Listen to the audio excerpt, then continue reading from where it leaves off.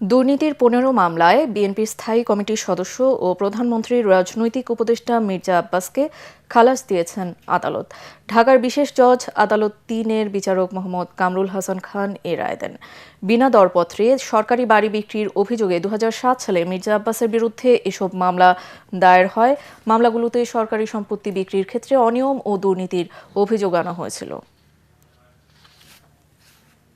২০০৪ সালে যে বাড়ি বেচা কেনা হয়েছিল, গভর্নমেন্টের কিছু পরিত্যক্ত বাড়ি বেচা কেনা হয়েছিল, সেই বেচা বিক্রির ক্ষেত্রে বেশ কিছু ব্যত্যয় ছিল এবং আইনগত রুলস রেগুলেশন ভায়োলেট করে এই সম্পত্তি বেচা বিক্রি হয়েছে এবং সেই ক্ষেত্রে সরকারের ১২৭,৬৪,০০,০০০ টাকা ক্ষতি হয়েছে, আর্থিক ক্ষতি।